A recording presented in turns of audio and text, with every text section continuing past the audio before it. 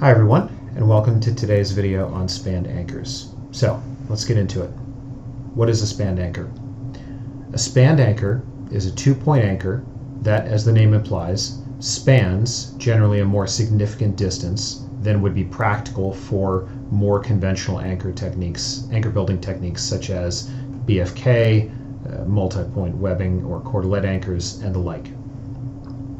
So, how do we build one? Well, first things first, we need some sort of anchor rope. I have it diagrammed here. In this case, it's 2 lines for redundancy.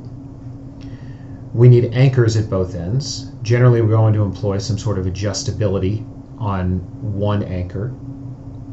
And then we need our kind of central system that we're going to use for a haul or a raise, or a lower, rather. So, I have a more minimalist system diagrammed here. You can go even lighter weight. We'll talk about that, and you can employ kind of heavier gear if you want a little bit greater ease of use. So let's get into it. So we'll start at our fixed anchor on the right side here. You'll note I have 2 butterfly knots tied about 1 or 2 feet offset from the center of the rope, and those are then configured into 2 tensionless hitches. On the far side, on my adjustable anchor, I have 2 rigging bowlines tied, and essentially a rigging bowline is an inside bowline that is tied with a bight rather than a single strand, and then finished with a Yosemite, as is tradition, giving us a forward-facing loop.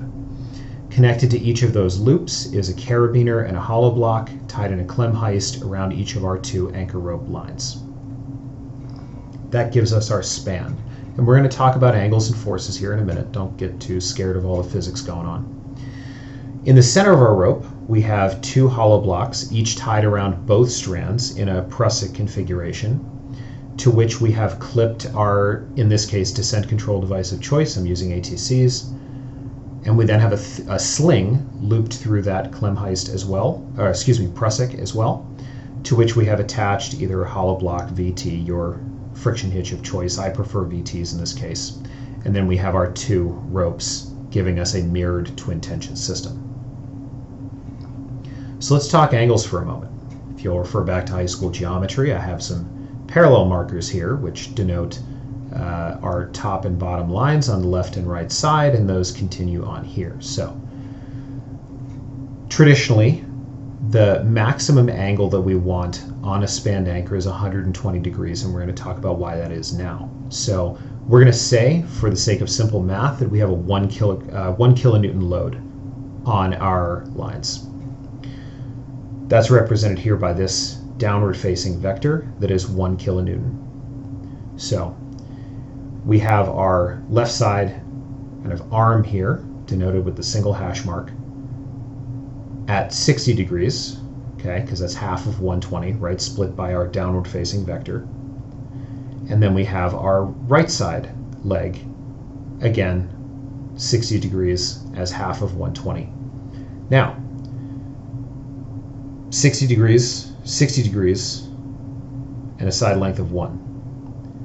We can easily deduce that if we have 2 60-degree angles in a triangle, the third angle has to be 60 degrees, giving us a equilateral triangle, which gives us a super easy calculation of 1. So if we have a 1 kilonewton load on our ropes, on our lines, we then have 1 kilonewton of force transmitted into our anchors. We generally don't want to go above 120 degrees because at that point we start multiplying the force seen by our load into the anchors. Conversely, if we create a more shallow angle, we'll decrease the force that each of the anchors sees. Additionally, in this diagram here, I have the load pulling equally on both of our anchors. That doesn't have to be the case until you start getting pretty substantial distance away from the midpoint.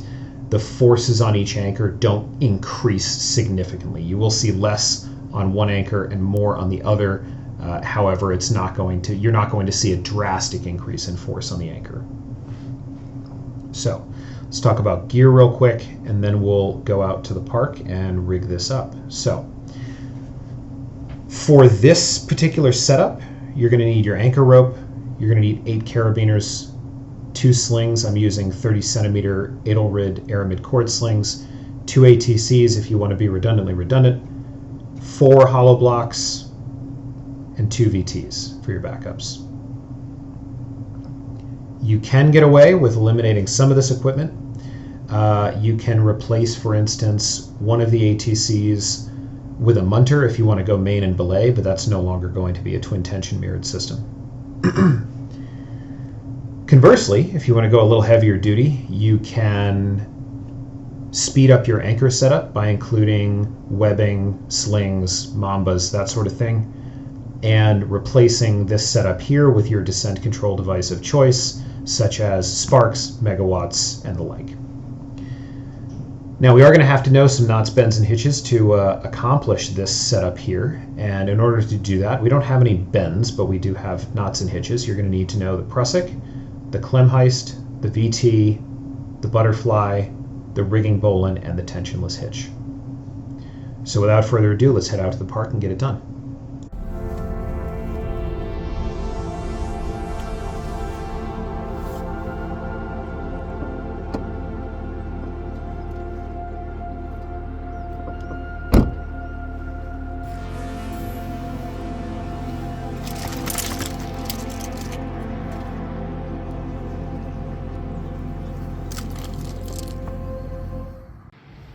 Alright, so I've got laid out here all the equipment I'm going to need other than our anchor rope for our spanned anchor. I have 2 carabiners for my tensionless hitches. I have 2 hollow blocks for the adjustable side of my anchor. I don't have 2 more hollow blocks, so I'm going to be using 2 VTs for my center point, and then I have 2 more VTs as backups for my ATCs, which are right there. And I have 2 slings to lengthen those VTs. So let's get into it.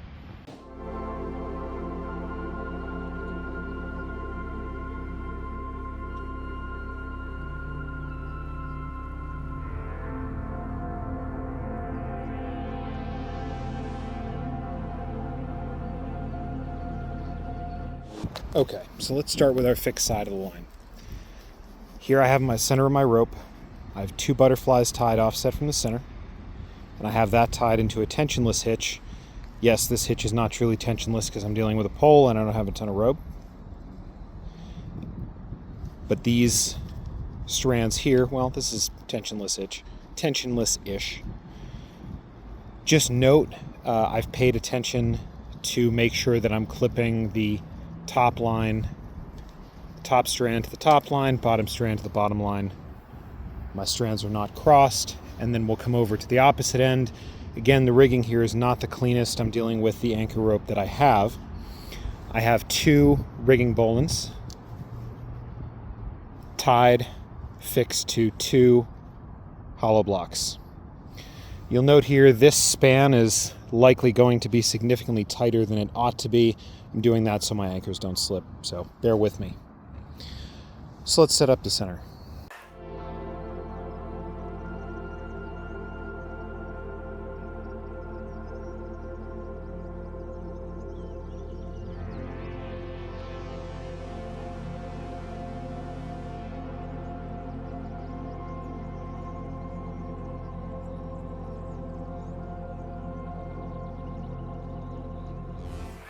And here is the whole thing rigged up. Note, this is definitely greater than 120 degrees. We would be multiplying the force of our load going to each of the anchors, but due to the length of my anchor rope, it is what it is. We're going to say, for the sake of saying, that this is 120 degrees, and therefore we are putting 1 times the load onto each of our anchors, as we discussed earlier. I have my 2 VTs, my 2 ATCs. Yes, I'm hard linking here. I didn't have extra rigging plate. I would be using hollow blocks here. I simply had 2 VTs on my harness, but this is to represent 2 hollow blocks in a basket Prusik configuration. And there you have a spanned anchor. I can also adjust the angle of my fall line by moving my basket Prusik hollow blocks here. And that's about it. I'm going to quickly go into a more minimalist setup and a more maximalist setup, and that'll be that. All right, if we wanted to use even less equipment, we could set up a similar arrangement and replace one of our descent control setups with a munter, which is a belay. We have to mind that belay, and it's no longer a twin tension mirrored system. However, this would still work. And lastly, if we wanted to go with a slightly more gear-intensive setup, we could replace some of our anchors with our slings of choice or other anchor hardware of choice, and replace our ATCs with megawatts, sparks, whatever you like. And this certainly makes transitioning from a lower to a haul and back to a lower much easier, as well as knot passes. But it is heavier. And with that, that's spanned anchors.